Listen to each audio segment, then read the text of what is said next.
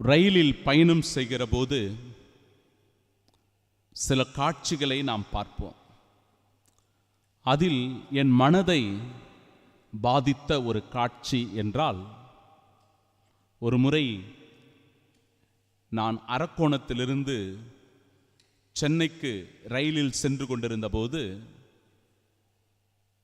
இந்த வேப்பம்பட்டு, திருநின்றவூர், பட்டாபிராம், அம்பத்தூர் இந்த பகுதிகளெல்லாம் அந்த ட்ரெயின் போகும்போது நீங்கள் பார்த்துருப்பீங்க.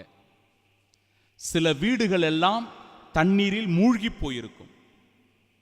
ரயில் நிலையங்களுக்கு அருகிலேயே வீடுகள் இருக்கும், ஆனால் அந்த வீடுகள் எல்லாம் தண்ணீரில் மூழ்கி இருக்கும். நானும் இந்த காட்சியை பார்த்ததுண்டு. சில நேரங்களில் விளம்பரங்களை பார்த்து நாம் மயங்கி விடுகிறோம், அல்லது அந்த விளம்பரங்களுக்கு அடிமையாக்கிவிட்டு அவர்கள் சொல்லுவதின்படி நாம் செயல்படுவதனால் வருகின்ற பிரச்சனைகள் தான் இந்த பிரச்சனைகள் எல்லாம். சில பேர் அட்வர்டைஸ்மெண்ட் போட்டுவாங்க, ரயில் நிலையத்திற்கு அருகிலேயே உங்களுக்கு வீடு, நெடுஞ்சாலைக்கு அருகிலேயே உங்களுக்கான வீடு தயாராக இருக்கிறது, குறைந்த விலையில் உங்களுக்கு நிலங்களை தருவதற்கு நாங்கள் தயாராக இருக்கிறோம். அட்வர்டைஸ்மெண்ட் பார்ப்பதற்கு ரொம்ப அழகா இருக்கும், கவர்ச்சிகரமானதாக இருக்கும். ரயில் நிலையத்திற்கு அருகிலே மினையா, நெடுஞ்சாலைக்கு பக்கத்திலேயா, அப்படியா, இவ்வளவு வசதிகள் இருக்கிறதா? அப்புறமா அந்த இடத்த போய் வாங்கி வீடு கட்டின பிறகுதான் தெரியும், அது ஒரு ஏரியில வீட்டை கட்டி வச்சிருக்கிறோம், ஒரு குட்டையில வீட்டை கட்டி வச்சிருக்கிறோம்,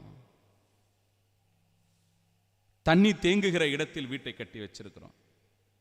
இப்படியெல்லாம் ஏமாற்றி நம்மை நயவஞ்சகமாக பேசி அந்த இடத்தை விற்றுவிட்டு அவர்கள் சென்று விடுவார்கள். நாம் பிறகு ஆபத்தில் இருப்போம்.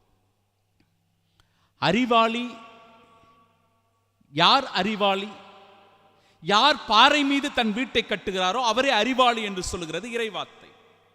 அறிவியலி யார்? அறிவியலி யார் மணல் மீது தன் வீட்டை கட்டுகிறாரோ அவர் அறிவியலி. இந்த இடத்தில் மணலையோ பாறையையோ மட்டும் பார்த்துவிட்டு இந்த நற்செய்தியை நாம் நிறைவு செய்துவிடக் கூடாது. மாறாக மணல் என்றால் எது, பாறை என்றால் எது?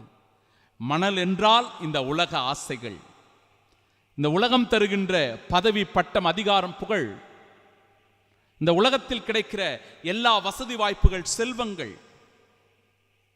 பாறை என்றால் அது கிறிஸ்து, கிறிஸ்துவின் மீது நாம் கொண்டிருக்கிற விசுவாசம், அவர் மீது நமக்கு இருக்கிற அசைக்க முடியாத நம்பிக்கை.